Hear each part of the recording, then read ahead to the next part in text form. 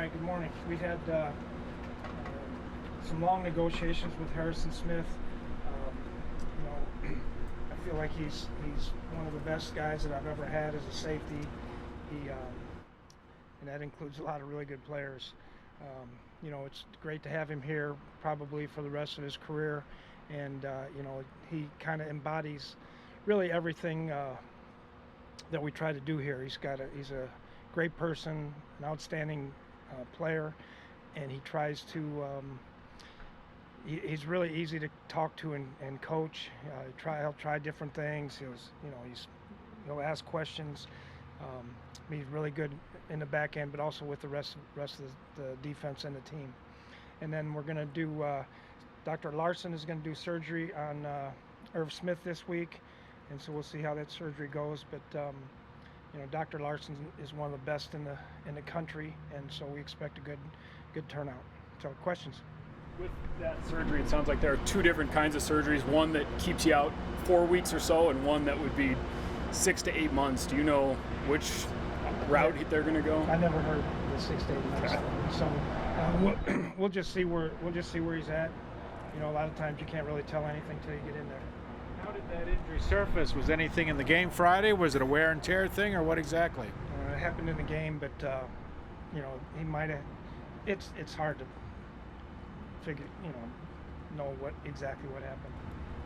How do you feel kind of about your depth at tight end now with Irv out? Yeah, well, it's not very good. Are you still thinking this is a short-term thing for Irv and that you will? We won't know be able until to he see gets. him? We really Okay. won't know until they get in there. Mike, where's Conklin at in his return? I know he was doing walkthrough. Do you expect him back? We assume that he'll be back Monday.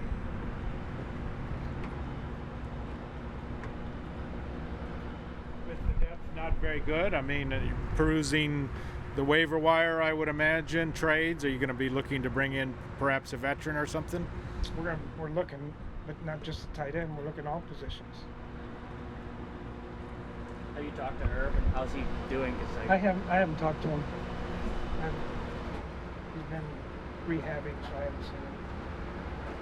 Mike, with Harrison Smith, where do you put him up there in terms of just guys you've coached on defense?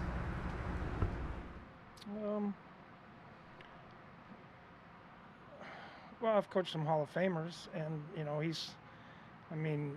is he there? I don't know, but I know he's really well respected in the league, and the coaches all respect him, and I'm glad we've had him for the 8 years I've been here anyway.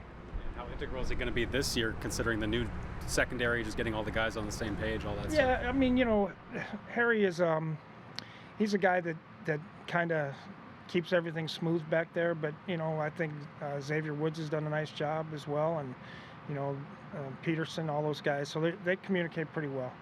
Mike, as you look at having him into his mid-30s, what is it about his skill set that makes you think he'll continue to play at this level for a long time? Well, he's a little bit like Newman in the fact that he's very, very smart. He's very instinctive. I think that allows guys to play longer than typically can. He's been fairly durable, which, for safety, that's important as well.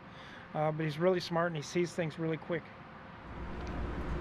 Has there been any progress for Barr, Anthony Barr?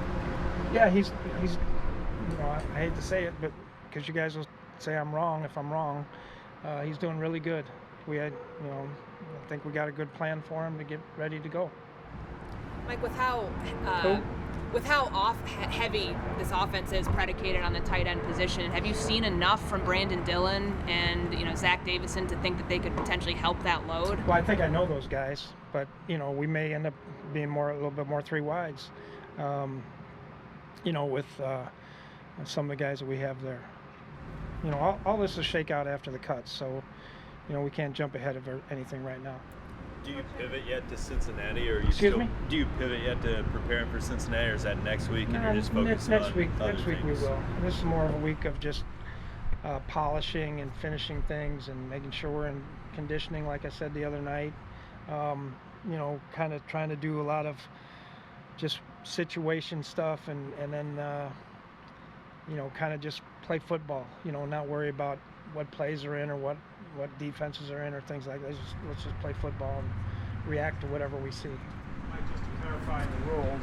You put somebody on IR now, they're out for the season. So if you want the 3-gamer, you got to put them on the 53 and then put them on the IR after that. Correct? Correct. And then how, if you have to put a couple injured players initially in the 53 and expose some other guys, maybe some young guys, how difficult or dicey is that situation? Yeah, I mean, it's all a puzzle. Cut down days usually. Excuse me? Cut down time is usually pretty tough.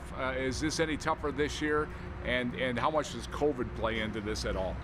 It doesn't really. We're still trying to find the best football players.